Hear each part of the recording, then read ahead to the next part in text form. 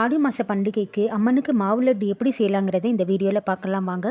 300 ml கப்பில் 1 cup பச்சரிசி மாவு ஒரு தடவை நல்லா சலிச்சு எடுத்திருக்கேன். அதே கப்பில் 1 கப் பொட்டுக்கடலை மாவு எடுத்திருக்கேன். 10 ஏலக்காவை தட்டி சேர்த்துருக்கேன். ஸ்பூன் அளவில் சொல்லணும்னா 1/4 டீஸ்பூன் வரும். மூணையுமே ஒரு ஸ்பூனால் நல்லா கலந்து வச்சுக்கணும். முந்திரி பருப்பு 1.5 டேபிள் ஸ்பூன் எடுத்திருக்கேன். இதோட பூசணி விதையும் சேர்த்துக்கலாம். எந்த கப்பில் மாவு அளந்தேனோ அதே கப்பில் 1 கப் துருவிய வெல்லம் எடுத்திருக்கேன்.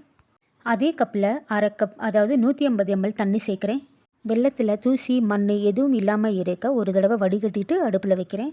நல்லா கொதிக்க விடணும். வெல்லத்தில் ஒரு கம்பி பதம் வரதுக்கு முன்னாடியே கேஸ் ஆஃப் பண்ணிடணும். 300 ml மாவு அளந்த கப்லேயே 100 ml நெய் எடுத்திருக்கேன். முந்திரி பருப்பு வறுக்க அதே நெய்லேயே கொஞ்சமாக நெய் எடுத்து நல்லா வறுத்துருக்கேன். பருப்பு நல்லா வறுப்பட்டதும் மீதி நெய்யை கடாயில் சேர்த்து லோ ஃப்ளேம்லேயே அடுப்பை வச்சுட்டு கரைச்ச வெல்லத்தை சூடாக இருக்கும்போதே கட்டிகள் இல்லாமல் மாவில் கொஞ்சம் கொஞ்சமாக சேர்த்து நல்லா கலந்து விடணும். பொட்டுக்கடலையை நைஸாக அரைச்சதுக்கப்புறம் நல்லா ஒரு தடவை சலிச்சிட்டு தான் சேர்க்கணும். நெய் சூடானதும் உடனே இந்த மாவை சேர்க்குறேன். நெய் ரொம்ப சூடாக விடக்கூடாது. சப்பாத்தி மாவு மாதிரி நல்லா கலந்து விடணும். நல்லா கலந்து விட்டதும் கேஸ் ஆஃப் பண்ணிட்டேன்.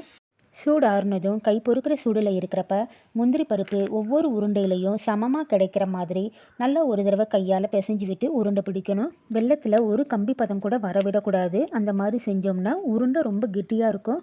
மாவு உருண்டை ரொம்ப சுலபமாக செஞ்சாச்சு. நன்றி.